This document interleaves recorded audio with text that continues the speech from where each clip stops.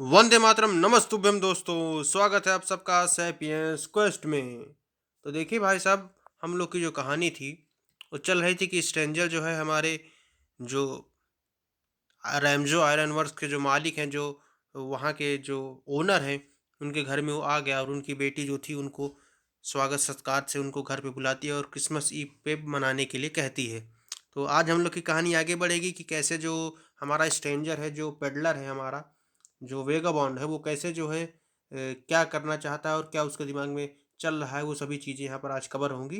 तो हम अपनी कहानी आगे बढ़ाएँगे। हमारी जो पुरानी कहानी यहाँ पर ख़त्म हुई थी कि स्ट्रेंजर जो है बहुत ही आरामदायक नींद लेता है, जैसे लगता है कि वो कई दिनों तक नहीं सोया हो और उसको लगता है कि हाँ, यहाँ पर बहुत ही गुड और साउंड स्लीप यहाँ पर मिली है रैमजो के घर में, रैमजो आयरन मिल्स के जो ओनर है उनके घर में। यानी कि यहाँ पर बहुत ही सिंपल और सरल शब्दों में ये कहने की बात की जा रही है कि जैसे कि एक इंसान होता है ना, जो मनुष्य होता है वो दिन भर रात भर केवल काम करता रहता है, उसको इतनी थकान हो जाती है कि कई बार वो चैन की नींद कई दिन बीत जाते हैं, कई महीने बीत जाते हैं, वो नहीं ले पाता।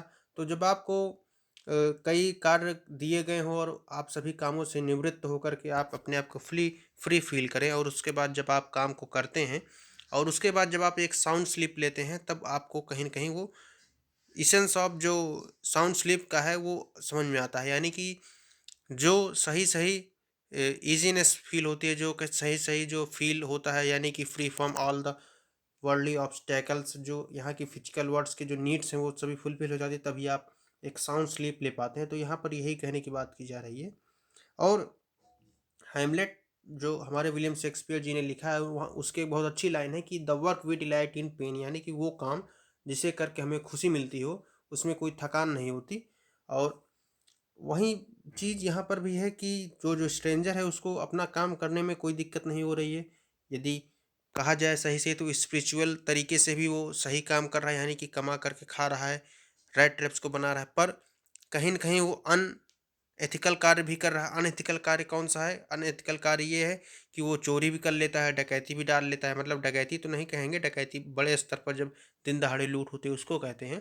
तो चोरी कहीं न कहीं वो करता है और भीख माँगता है। तो आगे हमारी कहानी चलेगी, थोड़ा-सा इंट्रोडक्शन था। तो इवनिंग होती है, तो इवनिंग में क्या होता है कि जब क्रिसमस की जो ट्री होते हैं, जो क्रिसमस का जो पेड़ होता है जिसको हम कह सकते हैं, उसको लाइट किया जाता है और उसको वेगाबॉन्ड को वो सभी लोग जगाते हैं और वो थोड़ी देर के लिए खड़ा होता है ड्राइंग रूम में और ऐसे वो ब्लिंक कर रहा था जैसे कि कैंडल लाइट जो थी उसको हर्ट कर रही हो। क्यों? क्योंकि वो सो रहा था और वो प्रकाश देखकर उसको लग रहा था कि कहीं न कहीं ये हमको जगा रहे हैं और दिन तो नहीं हो गया है। तो होता क्या है कि उसके बाद थोड़ी देर बाद वो फिर कहीं न कहीं गायब हो जाता है। तो लोग परेशान रहते हैं, कहाँ चला गया? तो 2 घंटे बाद वो फिर से जो है आता है और उसके बाद वो लोग जाते हैं कहाँ पर? नीचे डाइनिंग रूम में, और डाइनिंग रूम में जाते हैं तो क्रिसमस की जो फ़िश और जो पॉरिज है, पॉरिज का मतलब हलवा होता है, जो क्रिसमस की जो फ़िश बनाई गई थी और जो हलवा था, यानी कि वो लोग डाइनिंग रूम में जा कर के रात के समय पर जो हमारा डिनर होता है, डिनर वो लोग सभी लोग साथ में करते हैं। As soon as they got up from the table he went around two each one present and said thank you and good night. यानी कि जैसे ही वो लोग टेबल से उठते हैं, यानी भोजन वो लोग पूरा करके अपना डिनर जो था वो पूरा कंप्लीट कर लिए, उसके बाद वो लोग उठते हैं और सभी को गुड नाइट बोलते हैं और अपना प्रेजेंट भी वो लोग एक दूसरे को लाए होंगे। प्रेजेंट का मतलब यहाँ पर तोहफा भी होता है, गिफ्ट होता है। तो उसके बाद देखते हैं आगे क्या होता है कि but when he came to the young girl she gave him to understand that it was her father's intention that that suit which he wore was to be Christmas present. He did not have to return it, and if he wanted to spend next Christmas Eve in a place where he could rest in peace and be sure that no evil befall him, he would be welcomed back again. यानी कि यहाँ पर जो Christmas present था हमारे vagabond का, वो क्या था?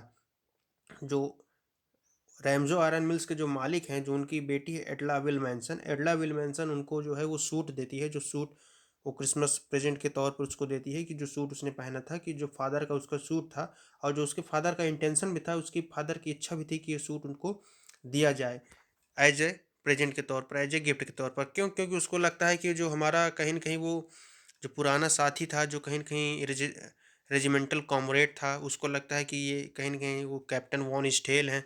तो उनको ये एहसास होता है, तो वो सोचे थे कि हाँ, इसको हम देंगे प्रेज़ेंट के तौर पर बाद में चीज़ें भले बदल जाती हैं, लेकिन उसकी बेटी एडला विल्मैंसन बताती है कि हम इसको चाहते थे और हमारे फ़ादर की भी इच्छा थी कि आपको ये क्रिसमस प्रेज़ेंट पर दिया जाए और आपको ये वापस नहीं करना है, और यदि आप ऐसे ही क्रिसमस ईव मतलब अगले साल भी मनाना चाहते हैं और थोड़ा-सा शांति चाहते हैं, थोड़ा-सा मतलब चाहते हैं कि हाँ, थोड़ा-सा जैसे आपने गुड और साउंड इनफ स्लीप जो आपने स्पेंड की, यानी कि ऐसी कोई शाम को जब चाहते हैं, तो आप श्योर हो सकते हैं कि कहीं-कहीं अच्छी जगह आप ढूँढें और चाहें तो आप हमारे साथ भी आ सकते हैं। और एक चीज़ ध्यान रखिएगा कि कोई भी आप गलत काम में ना पड़े, जिस तरह इस बार हुआ, मतलब आपके साथ जो गलत हुआ, वो चीज़ को आप बचाए रखें।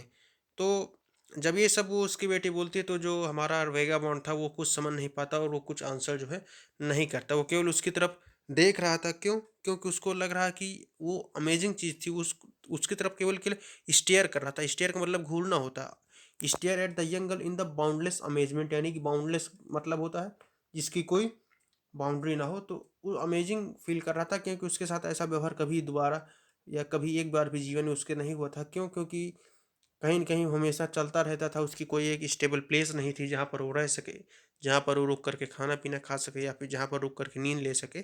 तो कहीं न कहीं उसको अमेज़िंग लग रहा था, कहीं न कहीं उसके लिए ये चीज़ एक्साइटमेंट की चीज़ थी। उसके बाद होता क्या है कि जो नेक्स्ट मॉर्निंग में जो आयरन मास्टर थे, यानी कि जो रैमजो आयरन मिल्स के जो ओनर थे, वो और उनकी जो डॉटर थी एल्डा विल्मेंसन, वो बहुत ही सुबह जो है मतलब सुबह उठ जाते हैं नेक्स्ट मॉर्निंग में और good season to go early Christmas service, यानी कि वो बहुत ही जल्दी सुबह उठ जाते हैं, अच्छे मौसम में, मतलब उनकी साउंड भी स्लीप हुई होती है, स्लीप अच्छी हुई होती है और क्रिसमस ईव की अर्ली क्रिसमस सर्विस, यानी क्रिसमस सर्विस के लिए सभी लोग दोनों लोग उठ जाते हैं। पर वो देखते हैं कि जो उनका गेस्ट है वो अभी भी सो रहा है, तो उसको डिस्टर्ब नहीं करना चाहते थे। अब देखो, जो क्रिसमस सर्विस का यहाँ पर मतलब ये है कि जैसे आप लोग देखते हैं कि आपके घर में कभी त्योहार हुआ, फिर कुछ भी हुआ, कुछ स्पेशल चीज़ हुई, तो कहीं न कहीं आप लोग जो चीज़ें बची होती हैं उसको पुराने समय में बाँटने की चीज़ की जाती थी। वही चीज़ यहाँ पर ये लोग भी करते हैं कि क्रिसमस ईव की सर्विस की जो क्रिसमस ईव की जो चीज़ें बची हुई थी, उसमें मान लीजिए चॉकलेट थी, टॉफ़ी थी या फिर कई चीज़ें खाने-पीने की चीज़ थी।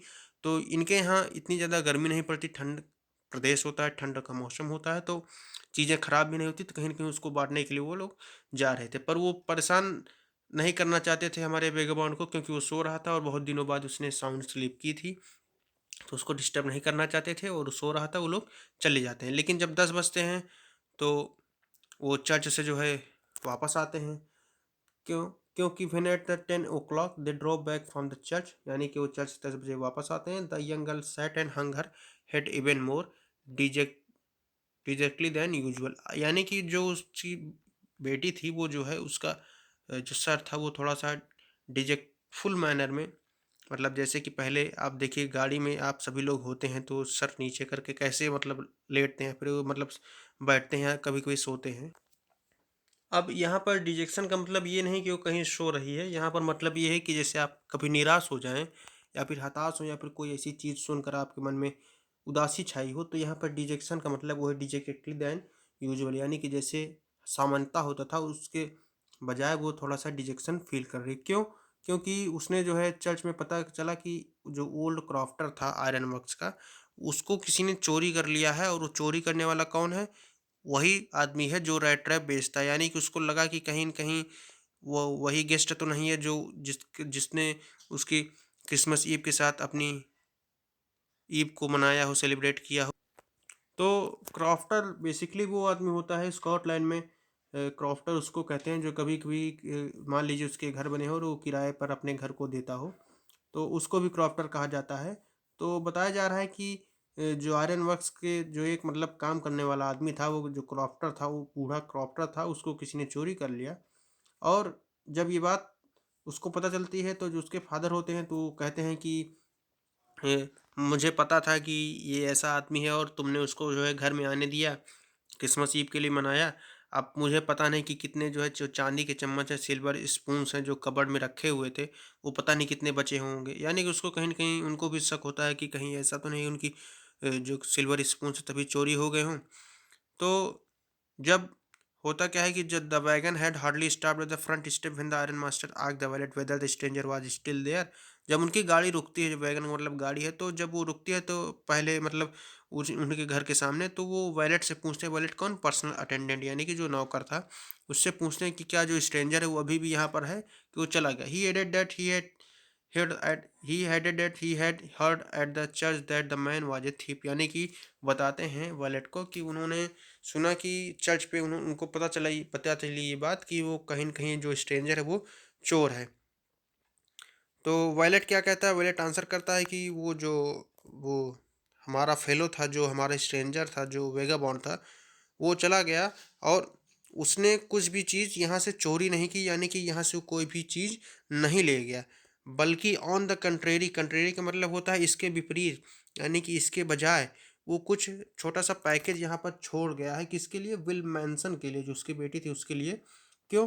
क्योंकि was to be as a kind enough to accept as a Christmas present. उसने उसको क्रिसमस प्रेज़ेंट में दिया था कोट, तो अब वो कहीं न कहीं क्रिसमस प्रेज़ेंट पे उसको कहीं कोई कोई चीज़ वो रिटर्न करना चाहता था। उसको ऐसा जो व्यवहार था, जो उसका कैरेक्टर था, उसको इतना ज़्यादा भा गया कि उसने कहीं न कहीं सोचा कि मैं ऐसा कुछ गलत काम नहीं करूँगा, पर मैं यहाँ पर अपने तरफ से कुछ क्रिसमस प्रेज़ेंट देकर जाऊँगा। तो जो उनकी बेटी थी एडला विल्मनसन यंगर, वो पैकेज को खोलती हैं और देखती हैं कि जो चीज़ें which was so badly drawn up that the contents came into view at once, यानी कि जो कंटेंट, जो उसका रीजन था, उनको लग रहा था कि कहीं न कहीं ये आदमी चोर हो सकता है, पर वहाँ पर चीज़ें उसके विपरीत थी। अब वो उस जो पैकेज था, उस पैकेज को मतलब ऐसा बनाया गया था, उसको ऐसा पैक किया गया था कि थोड़ा-सा उसको ओपन करते ही पता चल गया कि उसमें चीज़ें क्या है। तो उसको थोड़ा-सा लिटिल क्राई ऑफ जॉय, यानी कि खुशी से वो थोड़ा चीखती है, तो उसको एक छोटा-सा स्मॉल ट्रैप, रैट ट्रैप मिलता है, यानी कि जो चूहेदानी होती है छोटी-सी, वो मिलती है। और उसमें 3 व्रिंकल्ड 10 क्रोनर्स के नोट होते हैं, यानी कि जो उसने 30 नोट्स, जो 30 क्रोनर्स जो चुराए हुए थे, कहाँ से? जो पिछली बार जहाँ पे वो रुका था, जिस आदमी ने उसको स्वागत-सत्कार किया था, उस आदमी से जो 30 उसने क्रोनर्स के नोट्स चुराए थे, 30 क्रोनर्स, यानी कि 3 नोट थे 10-10 के, तो वो व्रिंकल्ड थे और वहाँ पर और कुछ नहीं था। उसने केवल केवल एक लेटर लिखा, और जो बड़े-बड़े और बड़े अक्षरों में था, लार्ज एंड जैग्ड कैरेक्टर, जैग्ड का कैरेक्टर मतलब टेढ़े-मेढ़े अक्षरों में लिखा था। उसमें लिखा था कि honoured and noble miss, since you have been so nice to me all the day long, as if I was a captain, I want to be nice to you in return. यानी कि honoured and noble miss उसको सम्मान देता है कि सम्मानित miss, आप हमारे साथ इतना अच्छा व्यवहार की, जैसे कि मैं कोई कैप्टन हूँ, तो मैं भी चाहता हूँ कि मैं भी आपसे अच्छा व्यवहार करूँ, मैं भी कोई आपसे बुरा व्यवहार ना करूँ। As if I was a real captain, यानी कि जैसा मैं रियल में कैप्टन होता, जिस तरह से मैं आपको सम्मान देता, उसी तरह से मैं आपको सम्मान देना चाहता हूँ, जिस तरह से मुझे सम्मान मिला। For I do not want you to be embarrassed at this Christmas season by a thief. मैं आपको इस बात से निराश नहीं करना चाहता कि आप किसी न किसी चोर के कारण से निराश हो जाएँ।